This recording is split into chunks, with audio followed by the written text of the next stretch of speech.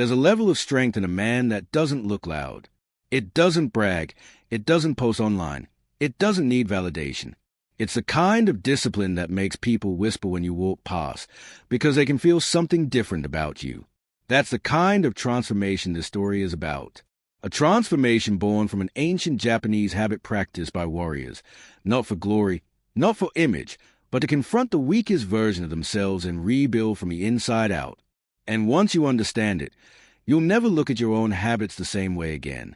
But first, let me take you to the man this story is about. His name was Daigo. Outwardly, he was normal, a decent job, average health, ordinary routines. But inside, he lived in a prison built by hesitation, broken promises, and the quiet shame of knowing he wasn't becoming who he could be. His life followed the same loop. A Monday morning full of motivation, a Wednesday evening full of excuses, a Friday night full of surrender, a Sunday full of promises for a fresh start. And repeat. He had tried everything, journaling, apps, challenges, motivational videos, hoping something external would fix what was broken internally. But nothing stuck, not because he was lazy, but because his mind had been conditioned to negotiate with itself. And then something happened. One evening, during a business trip to Kyoto, Daigo wandered into a small wooden temple tucked deep inside the mountains. The scent of cedar filled the air. The floor creaked under his feet, and candle flickered silently inside the hall. A monk approached him, older, calm, with a presence that felt carved from stone and silence. His name was Master Komoto. Daigo bowed awkwardly. "I'm just looking around." The monk studied him with eyes that felt like they could see through intentions rather than words. "You are not looking around," Komoto replied. "You are looking for something." Daigo felt his throat tighten. He didn't know how to respond. "Come," the monk said, turning. "Let me show you something." They walked deeper into the temple until they reached a courtyard, a large circle of stones, perfectly arranged, untouched by time. The air was colder here, heavier. Komoto stopped. "For 8 centuries," he said softly, "warriors came here to learn the habit that breaks weakness." Daigo frowned. "Habit?" The monk nodded. "A habit so powerful that even the undisciplined become unstoppable if they devote themselves to it." Daigo leaned in. "What is it?" Komoto touched the stone circle with his bare foot. "Shorin." Daigo repeated the words silently. The monk explained. Shorin means practice that shapes the self. Not practice for a goal.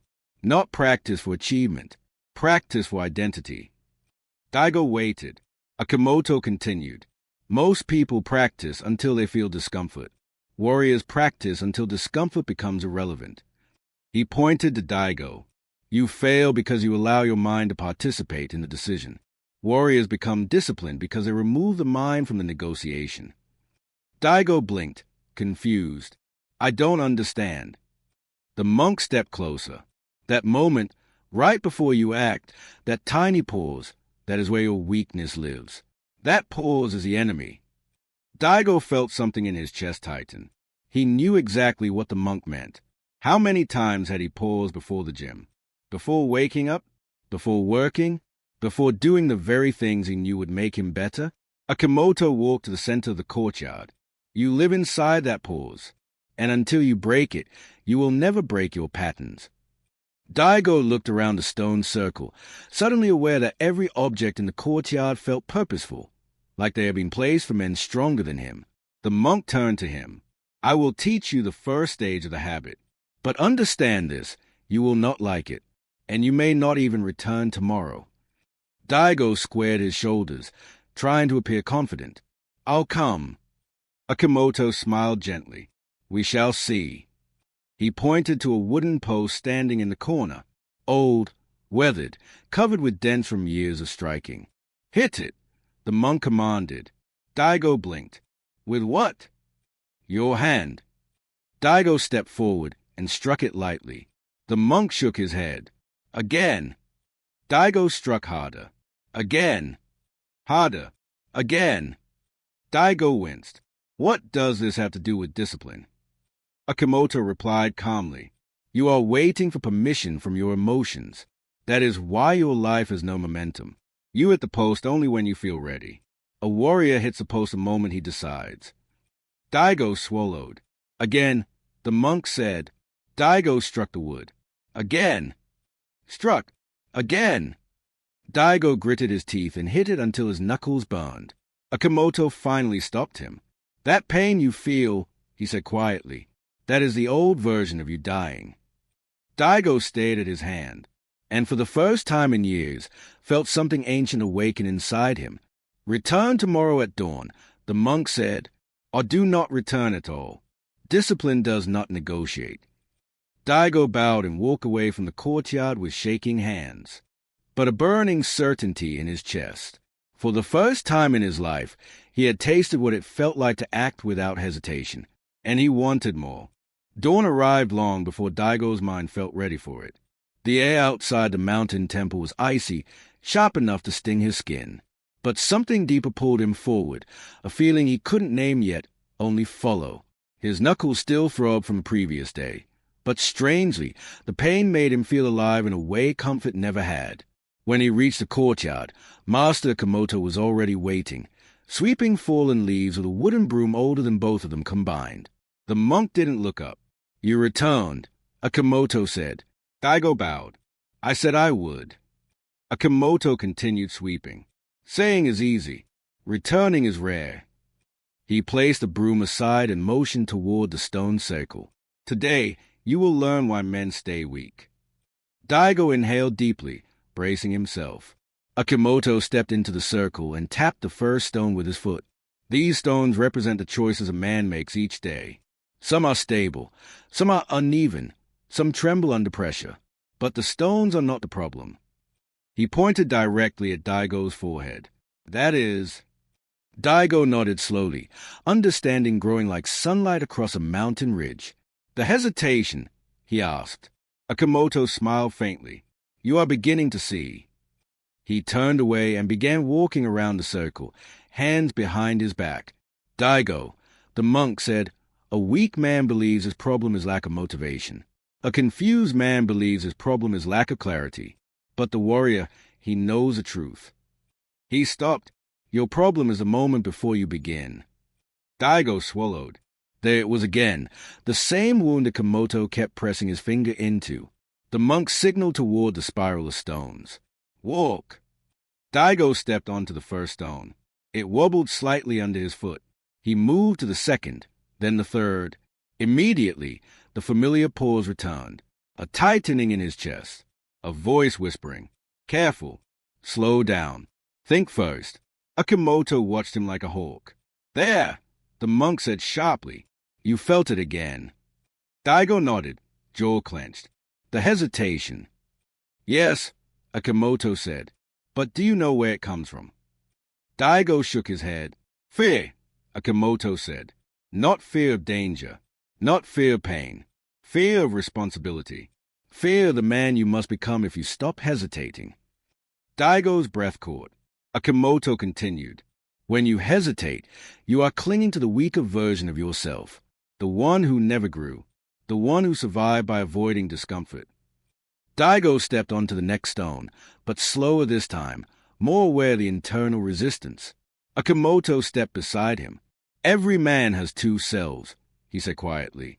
The self that moves and the self that waits. Daigo waited. Which one controls your life? Akimoto asked. Daigo's voice was barely a whisper. The one that waits. The monk nodded. Exactly.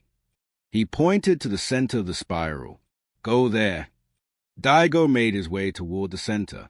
Each step felt heavier, not because of the stones, but because of everything Akimoto's words forced him to face. When he reached the middle, Akimoto raised his palm. Now run back.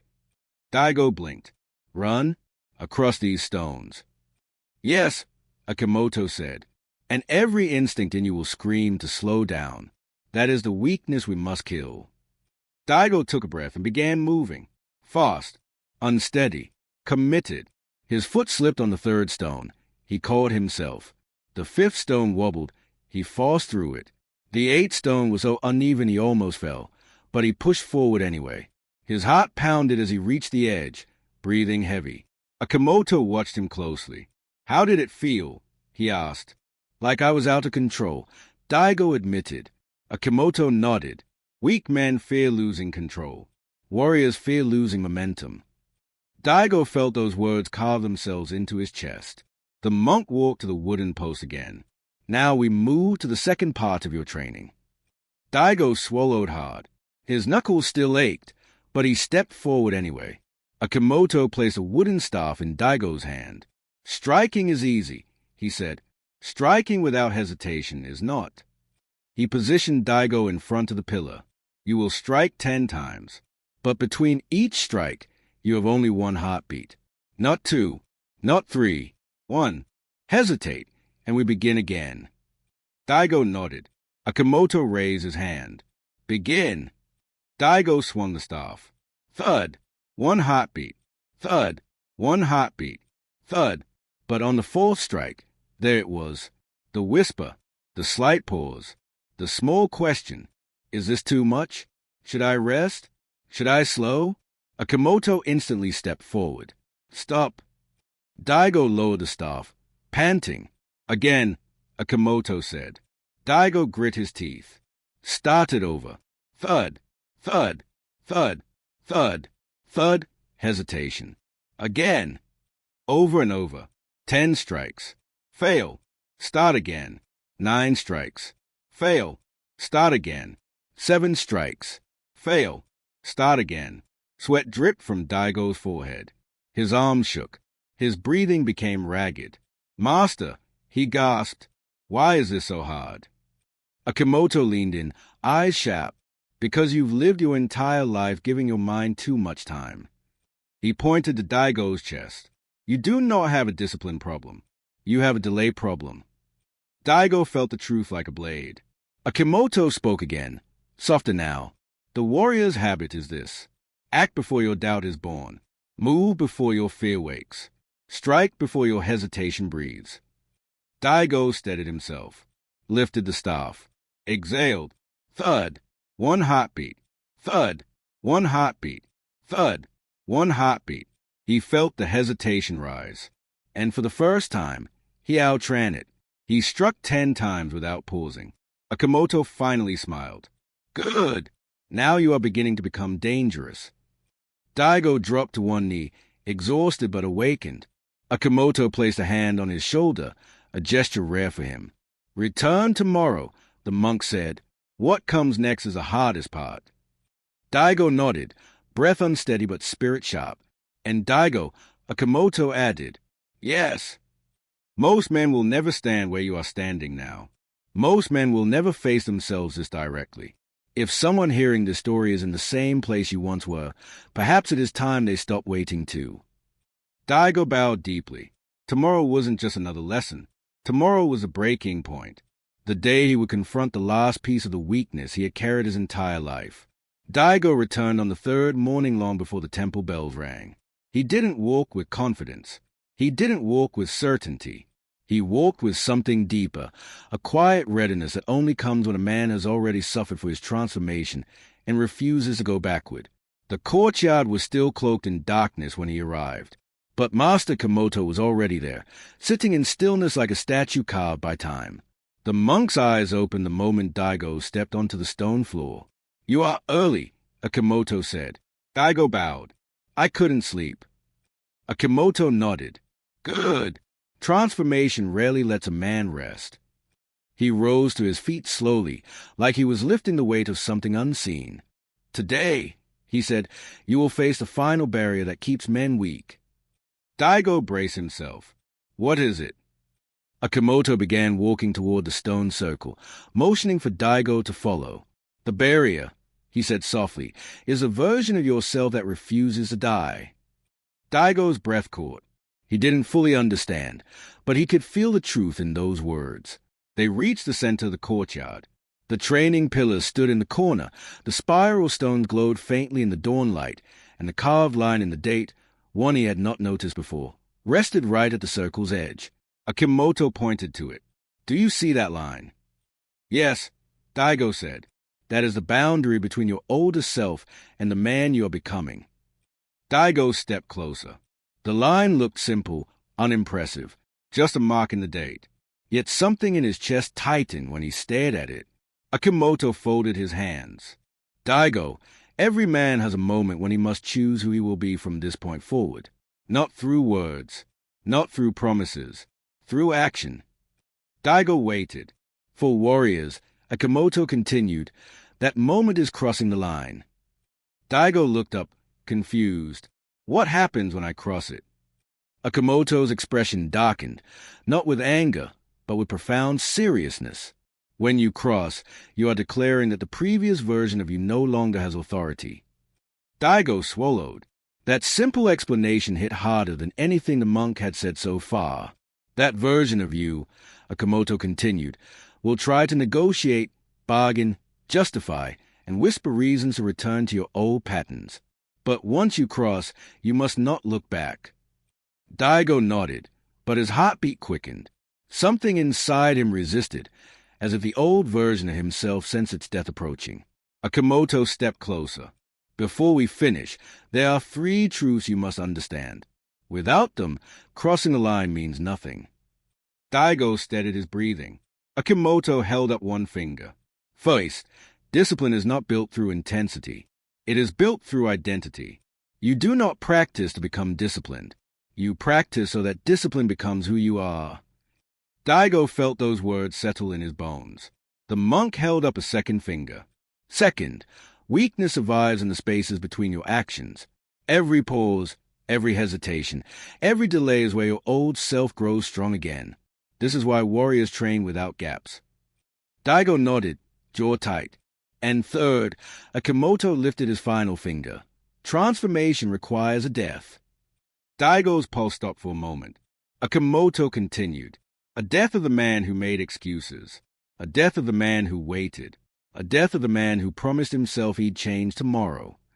Daigo felt heat rise behind his eyes. The monk placed a hand on Daigo's shoulder. Are you ready to kill him? Daigo inhaled deeply.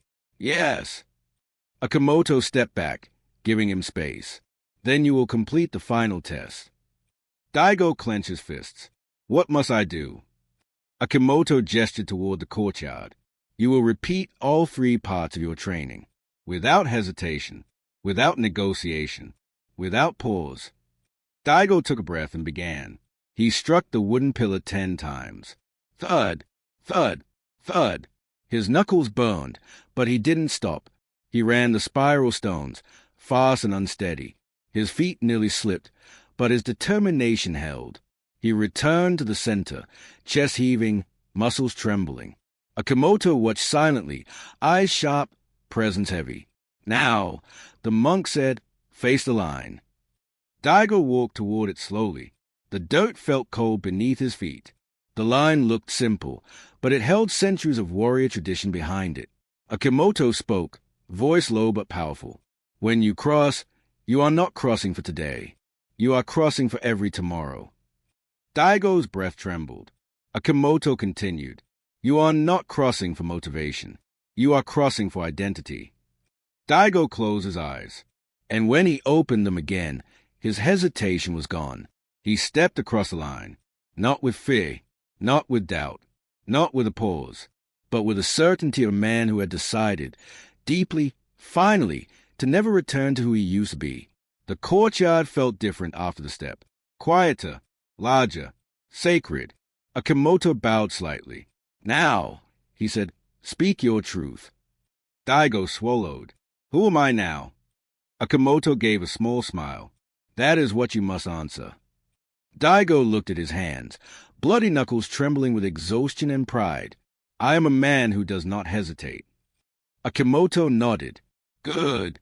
And what else? Daigo felt something inside him ignite. I am a man who moves. Akimoto's eyes softened. And what are you no longer? Daigo exhaled the final piece of his old life. I am no longer the man who waits. Silence filled the courtyard, warm and heavy. Akimoto stepped forward one last time. Then your training begins now. Daigo blinked. Begins? What have we been doing? Akimoto's voice deepened with meaning. We have been preparing you for the moment you became someone who could actually begin. Daigo felt his chest tighten, this time with pride. He bowed deeply to the monk. For the first time in his life, he felt like a warrior. And if someone watching or listening to this story stands at their own line, if they feel the weight of the man they used to be tugging on their ankles, they must hear this. The line will never move closer. You must move toward it. And the moment you cross it, your old self loses its hold forever. If this story gave you clarity, strength, or even a spark of transformation, consider supporting the journey. Subscribe, join the tribe, and continue walking the warrior's path with me. Your next chapter begins now.